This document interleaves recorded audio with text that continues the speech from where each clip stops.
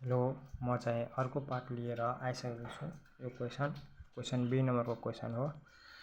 यसलाई यो क्वेसनलाई पनि के गर्ने, लेट गर्नुपर्छ। Solution SOLUTION solution. यसलाई लेट गर्छु। y =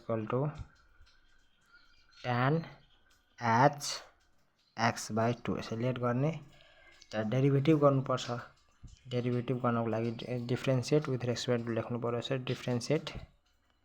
differentiate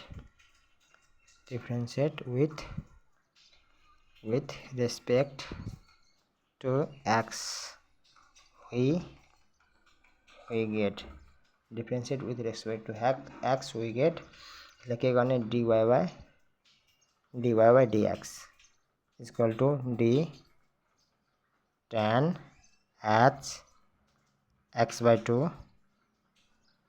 dx dy by dx equal to यो एंगल र एंगल मिलाउनु पर्छ। त एंगल यहाँ मिलेको छैन भने के गर्ने, एंगल मिलाउने। एंगल मिलाउनु पर्यो। d tan h x/2 d angle मिलाउँछु, त्यसैले एंगल x/2 गुना d x/2 dx। अब हेर्नु dy by dx equal to यसको derivative of tan h x को फर्मुला हुन्छ derivative of tan h x dx को फर्मुला हुन्छ sec h square x हुन्छ फर्मुला यसको।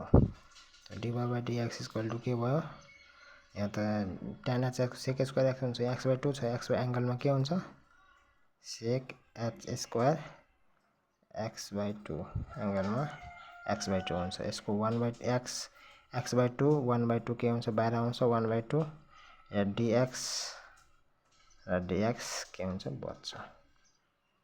dy by dx equal to sec h square x/2 गुना 1/2 यो dx cancel हुन्छ 1 हुन्छ। यसको final answer dy by dx equal to 1/2 sec h square x/2 यो हाम्रो आन्सर हो। अब अर्को नम्बर बनाउँछु। अर्को नम्बर बी नम्बर हेर्नु। बी नम्बर भयो, सी नम्बर हेर्नु। अब सी नम्बरमा बनाउने।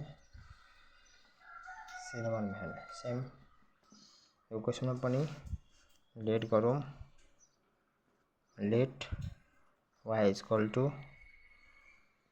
cot h x square differentiate गर्नुपर्छ। Differentiate with respect to x, we get differentiate गर्नु पर्यो भने के को रेस्पेक्ट गर्छु x को, त x गर्नु पर्यो dy by dx गर्नुपर्छ। x को रेस्पेक्ट गर्दैछु भने d cot h x square dx हो। अब हेर्नु dy by dx एंगल मिलेको छैन, के गर्नु पर्यो थाहा छ, सबैजनालाई थाहा छ एंगल मिलाउनु पर्छ। x square angle dx square angle मिलाउनको लागि त यहाँ पनि एउटा थप्नु पर्यो। यसलाई भन्छ चेन रुल। र यो काट्छु भने माथिकै आउँछ। म यहाँ त d cot h x square र dx नै आउँदैछ। यो काट्दा योमा यसलाई भन्छ चेन रुल। अब हेर्नु cot h x को फर्मुला के हुन्छ यहाँ हेर्नु पर्यो। d cot h x को फर्मुला हुन्छ minus cosec h square x। यो फर्मुला हुन्छ minus cosec h square x formula हुन्छ।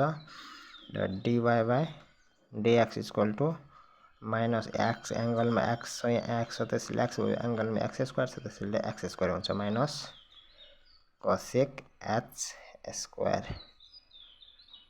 x square. यो भयो हाम्रो।